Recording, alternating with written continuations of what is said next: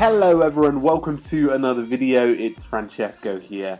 And in this video what we're going to be doing is focusing on Thingthing. Now Thingthing is a keyboard for iOS that is designed to help you go a bit deeper with your ongoing experiences across your day to sort of access great bits of information just through your keyboard, which is pretty impressive. So this is something that I actually thought would be available on Android initially when I first saw it come out. But it's actually available on iOS only. They're working on an Android version. Now, I'm someone who grew up with an Android phone, so I was able to play around with a lot of these sort of keyboards that made you and gave you a bit more functionality than a regular keyboard did. So, what we're going to do in this video is focus on Thingthing. So let's get started. So the one thing you need to do is, when setting up, is give full access to the keyboard Thingthing. Now this is available as you will go on the onboarding, so you don't have to do anything different. I'm just making you aware of that factor. So when you get started, you've obviously got the connections that you can connect up. So you've got the basic ones, so iOS, calendar, photos, location and contacts. We'll go through those in a bit. You've also got media, Instagram and Facebook, and some of the cloud storage, so Dropbox, Box, Google Drive, Pocket, and Todoist, which we're going to focus on today because I think it's a great little integration there. There are other ones coming soon. You can actually request them, and there are a host of them. So they're obviously looking to build on their experience and to build on what you can actually access through the keyboard. So the one thing I'm going to show you before we get started is the settings. So you've got the basic sort of settings of being able to edit, autocorrect, prediction, shortcuts, and spelling, etc. I actually switched off into intelligent spelling at the end of it because I thought it was a bit too intrusive, especially when you're using the basic ones. There's also themes too, which you have to unlock through tweeting, so definitely worth checking those out, and they do look great. So let's get started. As you can see, you can still access emojis from the keyboard, which is great, so you don't have to switch between the keyboards necessarily. You've got GIFs as well, which is pretty impressive. So when you find a GIF that you want, you can also search them within the keyboard. Impressive again. Once you find one, all you do is touch them and then you paste them into the link, which is pretty cool. Or you can actually send a direct link.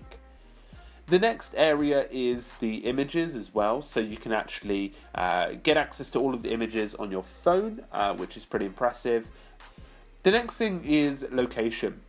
And this is something that really impressed me actually. Obviously it takes you a direct location so you can send that, but it also pulls up different locations around you, everything from restaurants to landmarks, and bars, anything around you that basically you can send that bit of information. And I believe it sends a branch code all the way to Google Maps, which is pretty impressive. You've got access to contacts as well, so you can send over contact details of someone. And the thing that I really like about this is the calendar. The calendar is a pretty impressive feat of engineering. So you can actually edit and access all of your calendar information from there. So in this case, I've given access to iOS calendar. And I really like the way that you can actually create events in this feed. You can edit them. And you can also share the time and date with them just by hitting that little button that you would if you were pasting it out. You can actually create the event title just from there, really simply, and it goes straight in. And down in the bottom right hand corner, you can actually tag the settings of this, so it gives you a bit of time formatting. You know, when does your week start? What are the visible calendars you've got access to? But also what I like is at the bottom you can actually hit this like duration, so you can actually set a duration. So if you want a 2-hour stint, you can make a 2-hour stint, and also this beautiful view option for this month view, which I love. I think it's really good. It's a good way of skipping ahead or skipping in advance. One thing I found with the actual typing of the keyboard is you have to get used to it. This is something that they've created from scratch, so it's something that you'll have to have a look at.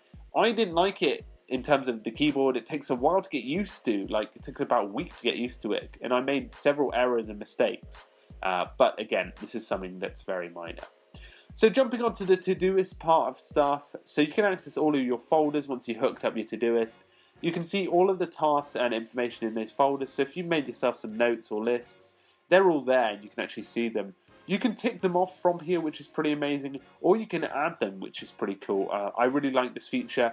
As I mentioned, this is really handy in case I'm in an email and I'm like, oh, I don't want to have to jump out into Todoist necessarily just to do that. But also, it's pretty handy to see all the different activities you've got running at any given time.